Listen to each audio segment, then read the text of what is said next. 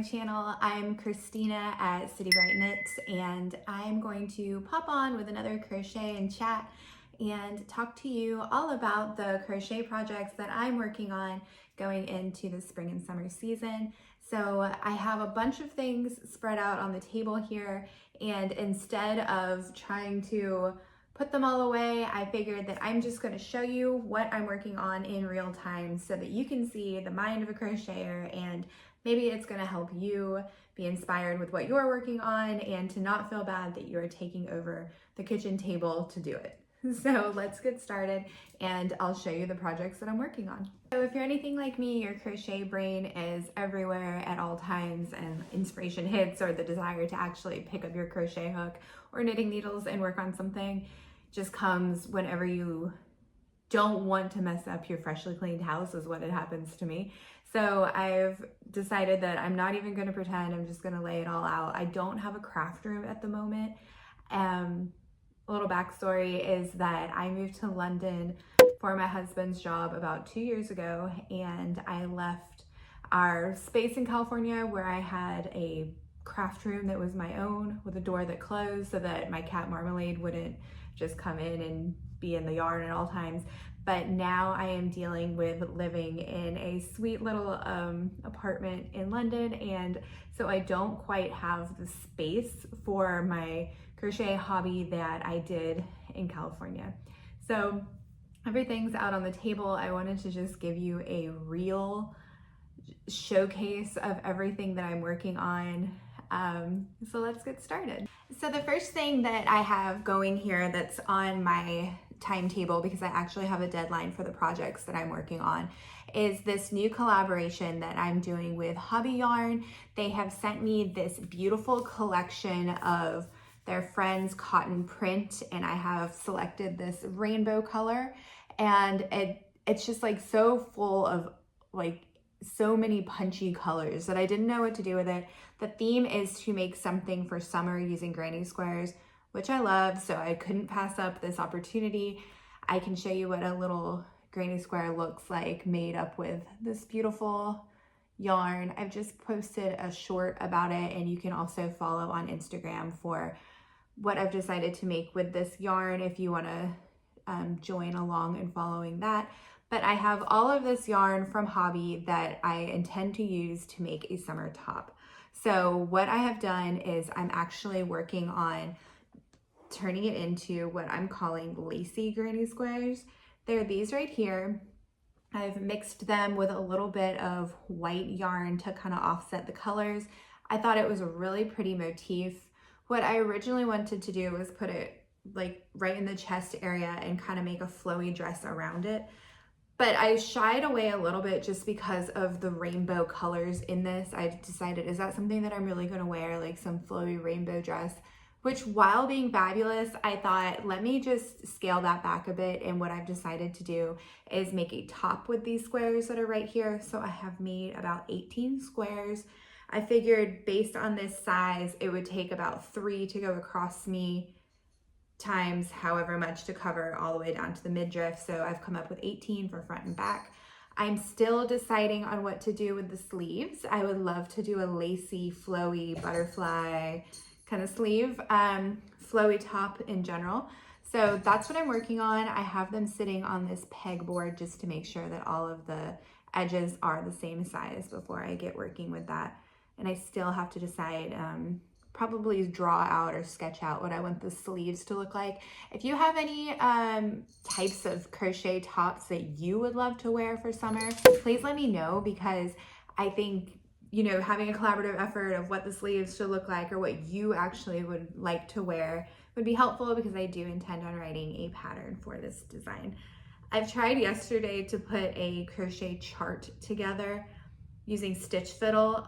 It's a program where you can, there's a free version and a paid version. You can basically do a free form crochet diagram, putting different, like, you know, the crochet symbols everywhere, and design what you want to look like and have it come to life. And I tried for probably like an hour, but I could not get that to work for me. So I'm going to be sticking with written instructions. I hope that's fine with you. But please do comment and let me know like the style of a top that you would love, because that totally helps me in my design process.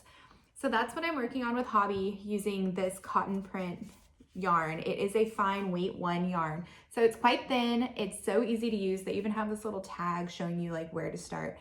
And I've really loved it. I even started like just to get my wheels going when I didn't know what I was going to make yet. I just made up typical granny squares, and you can see like the weight of this is so thin because it is a weight 1, but it makes it just ideal for a summer garment.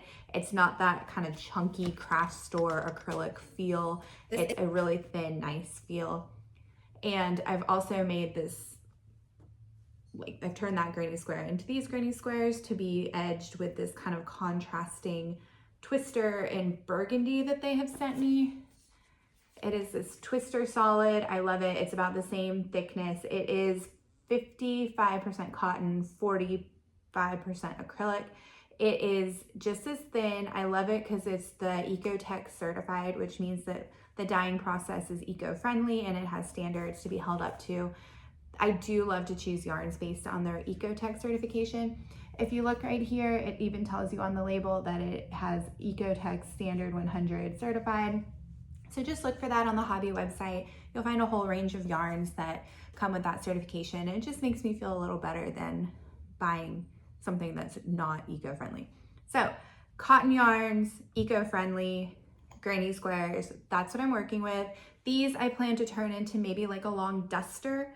I'm gonna make this my project for Hobbii. I'm gonna make this an in the background project. So that's kind of what I'm working on with the rainbow colored yarn. I'm also working on a CAL, which is called CAL. It's a Crochet-A-Long.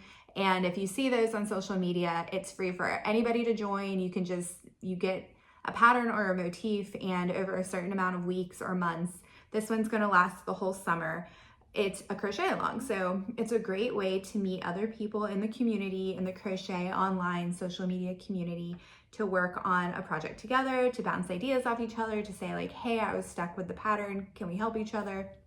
Get inspiration from what people are doing. I actually saw people posting about this CAL on my Instagram, so I decided to start, and what I wanted to do was use up all of my stashed yarns that were special hand dyed. So what I have done is I have created a peg blocking board in the shape of a hexagon. These are for the CAL is to create hexagons. They all have flower motifs. So this one is bluebell, and I've used a special hand-dyed cotton to make this one. Like I said, the yarn did come from my hand-dyed stash. So that's kind of the theme that I'm gonna have. And at the end of summer, these are all gonna come together to be a beautiful hexagon blanket, all based on flowers from a stash of mine that I've just had in the back of my stash closet for a really long time. All those hand-dyed yarns that you don't really know what to do with, that you have left over from other projects. So that's what I'm working on. I'm gonna link the CAL information for you below. You can also follow on Instagram and find me posting mainly in my stories about that. So that's gonna last the whole summer. I have about 22 or 24 hexagons here so far. And I don't even know how many we're gonna have by the end of summer, but it's gonna be fun. I still need to find a yarn to use to join these all together. So I'm thinking white or a neutral to kind of, play along with the colors, all the colors that are going to be mixed in this. So I still need to decide what yarn to use to contrast these. You remember the burgundy contrasted these squares. So just imagine how all of these hexagons are going to look and what color should I maybe use to join the blanket. If you have any comments, let me know. I'm a color lover. It's so hard for me to choose neutrals. So please do share that. The other things that I have sitting here in front of me are some piles of granny squares that I actually made last summer. Not gonna lie, they've been sitting in my closet and in the back of my mind for about a year. They are beautiful, different little motifs made with Paris cotton yarn from Drops. That's what's sitting here. This is my big Drops knitting stash. This is the Paris cotton. It's a lot thicker than this Hobbii cotton. I mean, this Hobbii cotton is an 8/4 print, and it's super fine weight. It's like weight 1, whereas this one's more like a weight 4. So both cotton, both very different.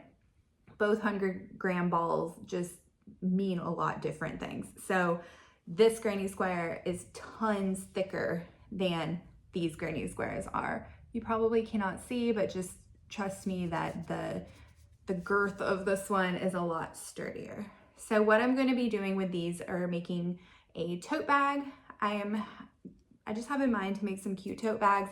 I was at the lake last summer and just noticed that there was even this guy carrying a granny square tote bag, and I was like, that's so like cute. I can make that. I need to create one.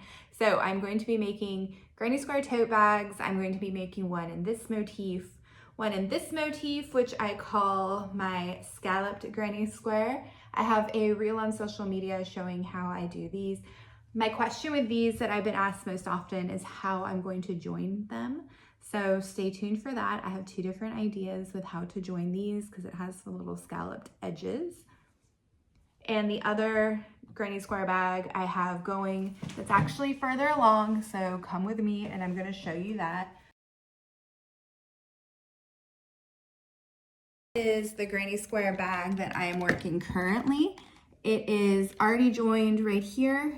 I simply took a pile of granny squares and joined them along the back side using a single crochet in the back loop only to join the squares. They all lay really flat. I tried using a single crochet join as you go, but it was a little lumpier. So I really like the way that just joining them with, you know, in rows. I did rows like this and then rows like this to join them, which is why there's strings to be sewn in at the end. I plan on using these to make a bottom of the bag. So instead of just being a front and a back, I do plan on having a bottom. So I need to also create sides. What I'm going to do from there is that I'm going to ask the cat to move and show you the background that I'm going to use for the bag. So I've started this morning already crocheting the bag, the back of the bag that I'm going to do. So I'm using 4 different colors of also this Paris yarn, and I'm going to be making this motif over here. Excuse me, Marmalade. Can we please look at the bag that you are making? And it's going to be right here, if I can steal it from the cat. And I'm using this kind of grid block stitch, and you can probably see that it's like 4 different colors. Okay, successfully took this from the cat. You can see that I'm just working colorful rows. It's going to match the back of the front of that granny square bag. It's going to be a little open weave, but perfect for summer. I'm just alternating colors as I go, leaving them attached on either side, and I'm just bringing the attached colors back and forth in a color repeat to work rows of 3 double crochets, skip 1, followed by a chain 3, and then a single crochet into the skip 1 space. So that's how this is coming along. I've already worked on this morning. It didn't take too long, and Marmalade already loves it. And I'm gonna show you what this looks like when it's all finished. I haven't finished it yet. I might include the finished bag in this video if I get around to it, but I do plan on making the 3 of those bags come together. I want to try to make them similar just because just like I can't use neutrals, it's hard for me to actually like make the same thing over and over. I'm such the type person to just, something that inspires me, it's different. I even do that when I'm cooking. It's like, good luck getting the same thing for me twice, because it's so like, it's hard for me. I don't know why. Like, I see so many people posting like the same shawl over and over and over, the same blanket in different colors, and they're beautiful. And it's like, oh, I want a collection of all these things, but it's so hard for me. So my style is much more to like skip around, make a whole bunch of different things, like from tops to blankets to tote bags to dishcloths, whatever, but it stays interesting for me and it's something that I enjoy.